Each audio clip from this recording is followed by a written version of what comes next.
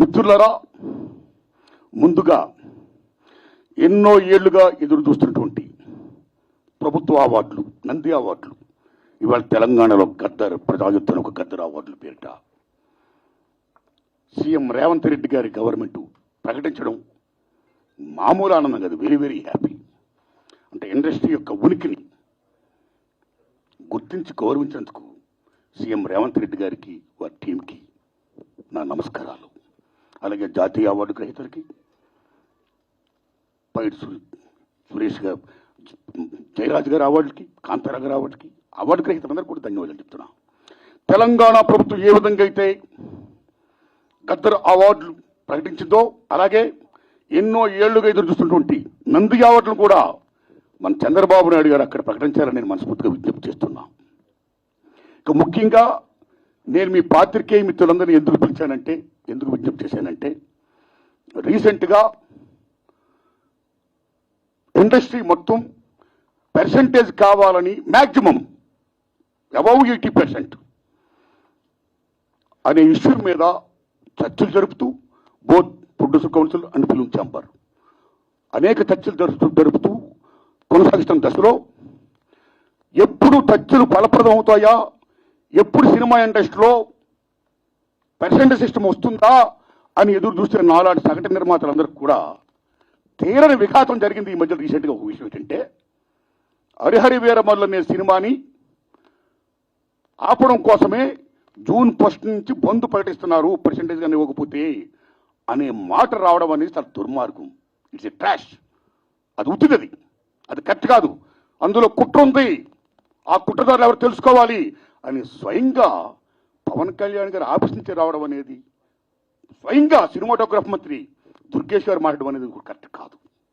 ఎందుకంటే మిత్రులారా, producer council కానీ ఫిల్మ్ ఛాంబర్ కానీ అవి సినిమా పరిశ్రమ పాలనా సంస్థలు, ఆ రెండు సంస్థలు కూడా బంద్ ప్రకటిస్తామని ఇప్పుడు చెప్పలా. డిసిషన్స్ ఆర్ గోయింగ్ ఆన్ అని చెప్పారు వాళ్ళు. దట్ ఇంకో విషయం చెప్తున్నా మీకు, బంద్ అనేది ప్రజాస్వామ్యంలో ఒక బ్రహ్మాస్త్రం. ఎవరైనా బంద్ ప్రకటించే ముందు సినిమా ఇండస్ట్రీలో అకార్డింగ్ టు నామ్స్ 3 వారాల ముందుగా తెలియపరచాలి. ఇదిగో పలానా ఇష్యూ మీద మేము ఫైట్ చేస్తున్నాం, అది ఇంకా కొలిక్కి రాలేదు కాబట్టి మేము బంద్ ప్రకటించబోతున్నాం అనే విషయాన్ని నిర్మాతలకు 3 వారాల ముందు తెలియపరచాలి. This is norms, it's a preamble.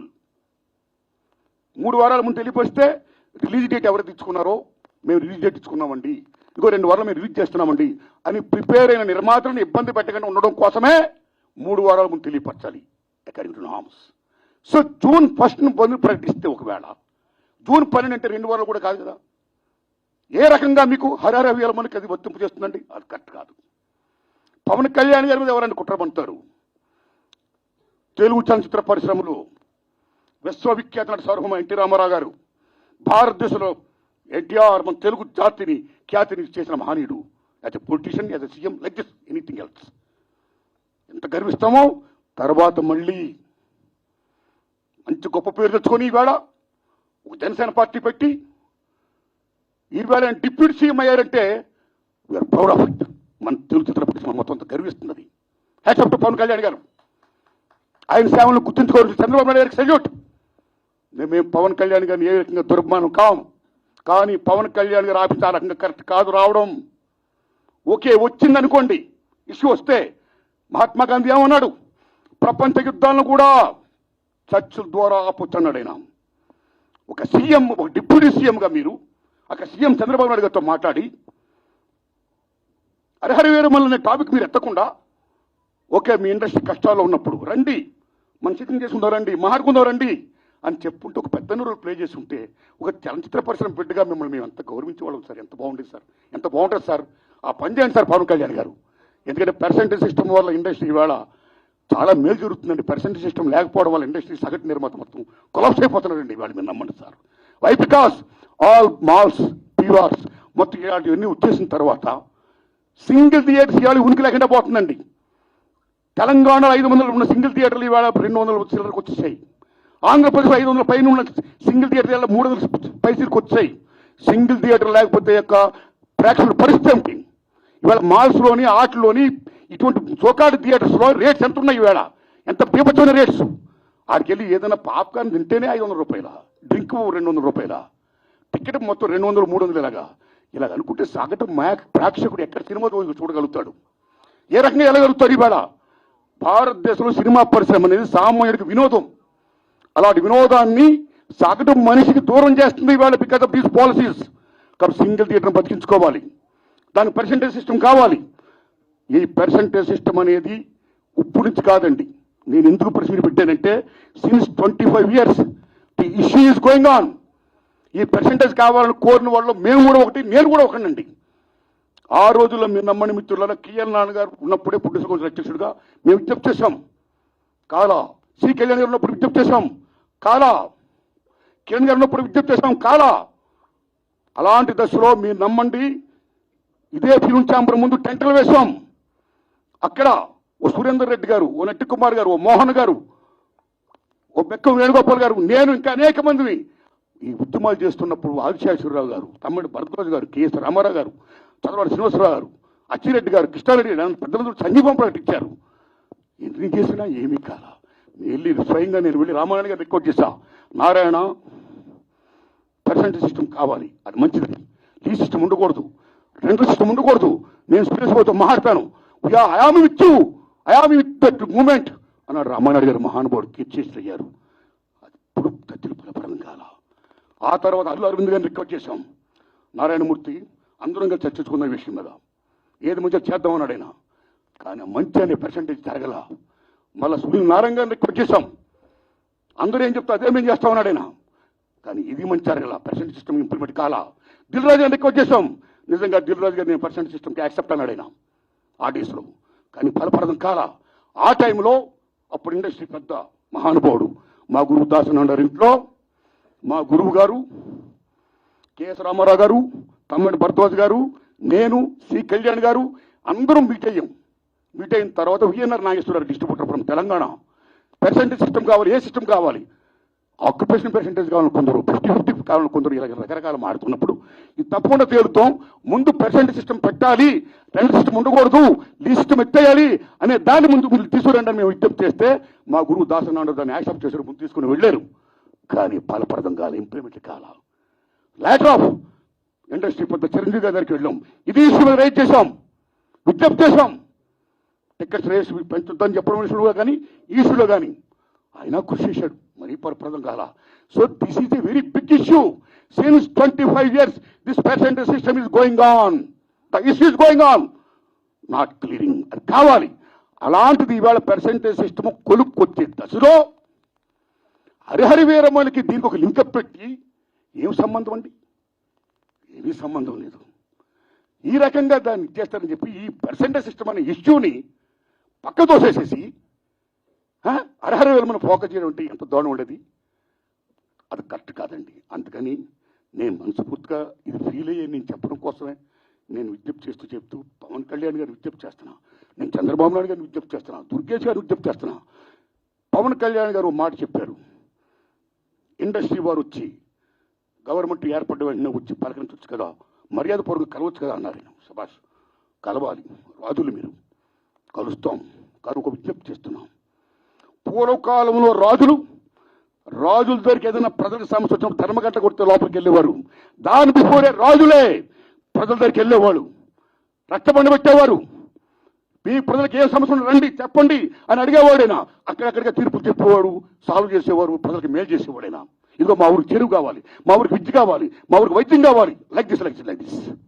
అలాగా మీ మినిస్టర్లు కూడా అయిన వెంటనే ఇండస్ట్రీని పిలిచి రండి, మీకేం సమస్యలు ఉన్నాయి, నేనేం చేయాలి, మేమేం చేయాలి అని చెప్తే మేము కూడా ఎంత ఆనందపడేవాళ్ళం అండి. మేము మీ బిడ్డలు అండి, children of the state.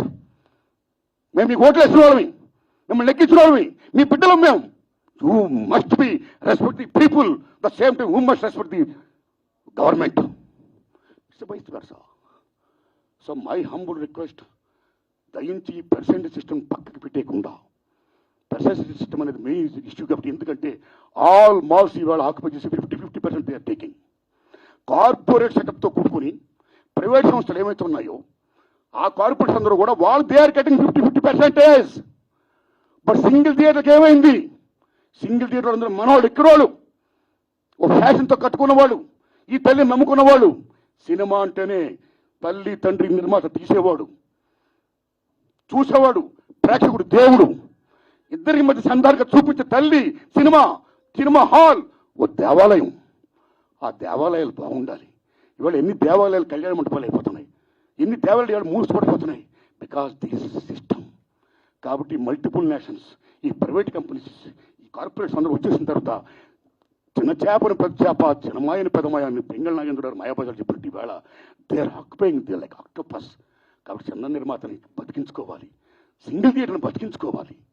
The same time percentage system ఉంటేనే ఇద్దరు బాగుంటారు. కాబట్టి దశలో పవన్ కళ్యాణ్ గారు నేను విజ్ఞప్తి చేస్తున్నా, పర్సంటేజ్ సిస్టమ్ ఉంచండి సార్, దాన్ని ఫుల్ఫిల్ చేయించండి సార్.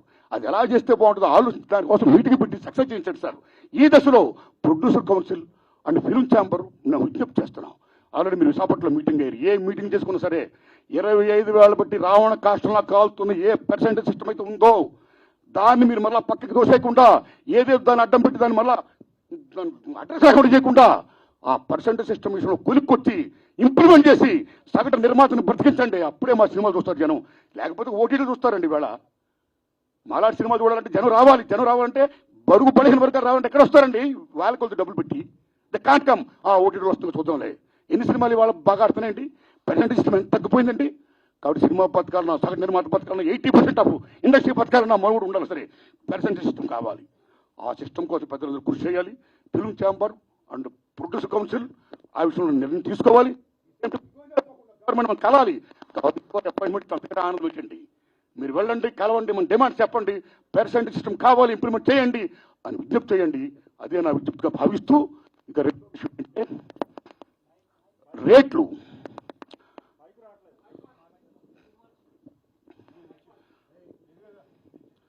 ఈ రేటు తమ్ముడు, హే తమ్ముడు, ఇప్పుడు దాకా మాట వచ్చిందా? Thank you. మైక్ రాలేదంటే ఇక ఈ రేట్ల విషయం మాట్లాడేసి నేను నిన్న పని చూసుకుంటాను, మిమ్మల్ని డిస్టర్బ్ చేయనండి. సురేష్ అన్న, రేట్లు చాలా ఇంపార్టెంట్ అండి. మీరు నమ్మండి, భారతదేశంలో 1961 తర్వాత థియేటర్లో ఏ రేట్లు పెట్టాలి, ఎలా పెట్టాలి, భారతీయుల యొక్క తలసరి ఆదాయాన్ని బట్టి, జీవన ప్రమాణాలను బట్టి రేట్లు నిర్ణయించినప్పుడు గవర్నమెంట్ ఒక కమిటీని వేసి ఓ నేల, ఓ బెంచి, ఓ కుర్చీ, ఓ బాల్కనీలై తరగతులు సృష్టించింది. ఈవేళ నేల లేదు, బెంచీ లేదు, ఒకటే క్లాసు లేకపోతే 2 క్లాసులు, మొత్తం థియేటర్స్ మొత్తం ఆ రకంగా చేసేసారు. ఓకే, ఇక రేట్లు అనేది ఏమవుతున్నాయో సిస్టమ్ ప్రకారం గవర్నమెంట్ ఏదైనా ఒక రేటు పెడితే ఆ రేట్ని అందరూ కూడా హానర్ చేయాలి. అలాగ హానర్ చేయకుండా ఈ మధ్య కాలంలో చాలామంది భారీ చిత్రాలు తీసే నిర్మాతలు వాళ్ళు ఓ వేల కోట్లు పెడుతున్నారు. ఓకే, హ్యాట్సప్, సెల్యూట్, కేపబిలిటీ ఉంది, పెడుతున్నారు, మనం గర్విస్తున్నాం, సంతోషమే. కానీ అలా పెట్టే నిర్మాతలు చాలామంది ఏం చేస్తున్నారంటే, మా సినిమాకి చాలా ఖర్చు అయిపోయింది కాబట్టి రిలీజ్ ముందు రేట్లు ఎక్కువ పెంచితే మేము సేఫ్ అవుతాం అని ఒకటి పెట్టడం వల్ల, నిజం చెప్పండి తమ్ముళ్ళారు, నేను చెప్తున్న ఫ్రాంక్గా, ఆ రకంగా పెట్టడం వల్ల, దానికి గవర్నమెంట్ యాక్సెప్ట్ చేయడం వల్ల మామూలు హారం జరగట్లా సగటు చిత్రానికి. అలాగే ప్రేక్షకులకు డబ్బు ఎంతమంది దగ్గర ఉంటుందండి?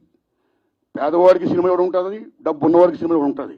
డబ్బు ఉన్నవాళ్ళు హ్యాపీగా చూడగలుగుతారు, పేదవాళ్ళు ఎక్కడ చూస్తారండి? అప్పు సప్పులు చేసి మరీ చూస్తారండి.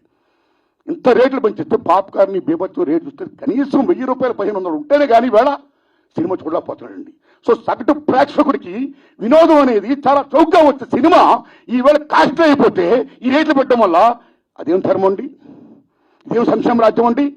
What are respecting the system of the government. ఒక రేట్లు పెడితే ఎవరికైనా రేట్లు అలాగే హానర్ చేయాలి. వై? బికాస్ మీరు భారీ బడ్జెట్లు పెడుతున్నారు, పెట్టుకోండి. మీరు గొప్పగా తీస్తున్నారు, తీయండి, మేము గర్విస్తున్నాం. ప్రేక్షకుడికి ఎన్ని ఎందుకంటే ఈ సినిమా బాగుందో లేదా, దట్స్ ఆల్. సినిమా బాగుంటే చూసాడు చూడడం, రేట్లు పెట్టడం పెట్టకపోవడం అనేది మీ ఇంట్రెస్ట్ పడి ఉంటుంది. భారీ సినిమాలు తీస్తున్నారు, ఓకే, సెల్యూట్. దాన్ని వాళ్ళ మీద రుద్దకూడదు. బాగుంటే ఆ డబ్బులు వాళ్ళు ఏం పెడుతున్నారు, ఆ డబ్బుతో మీరు కోట్లు సంపాదించవచ్చు. ఉదాహరణ, హాలీవుడ్లో 10 కమాండ్మెంట్స్ సిసిల్ పెట్టి ఇమీడియట్ తీశాడైనా, మామూలు బడ్జెట్ కదా, వేలాది కోట్ల సినిమా తీశాడైనా. అండ్ పినహార్ వేలాది కోట్లు పెట్టి తీశారు ఆ సినిమాలు. మీరు నమ్మండి, 2 సినిమాలు కూడా బీభత్సమైన hits and gone with the wind. ఆ సినిమాలకి ఆ రోజుల్లోనూ కోట్లు ఖర్చు అయితే మళ్ళా కోట్లు చేసి మీరు నమ్ముతారా తమ్ముళ్ళారా, గూసుబళ్ళల్లో డబ్బులు తీసుకొని వెళ్ళేవారు. అదే రేట్లు. మేము 10th అమెండ్మెంట్ తీసాం, మేము బెన్హార్ తీసాం, చాలా ఖర్చు పెట్టాం, కాబట్టి రేట్లు పెంచండి అని అడగలా. కమ్ టు హిందీ ఫీల్డ్, కేఎస్ఎఫ్ మొగలేదాం అని టీపీ సిప్ గారు షోలే, మామూలు సినిమాలో మొగలేదాం మీరు నమ్మండి 9 years తీసాడేనా. అప్పు సప్పు తీసి మొత్తం బీపత్తి, మామూలు బడ్జెట్ కాదు. ఆ సినిమా రిలీజ్ అయ్యే ముందు నేను చాలా అప్పు సప్పులైపోయాను, 9 years పట్టింది, చాలా కోట్లు పెట్టేశాను, నాకు రేట్లు పెంచండి అని కేఎస్ఎఫ్ గారు అడగలా. సిస్టమ్, ఈ రెస్పెక్టెడ్ సిస్టమ్. ఏం రేట్లు ఆ రేట్లో సినిమా రిలీజ్ చేశాడేనా.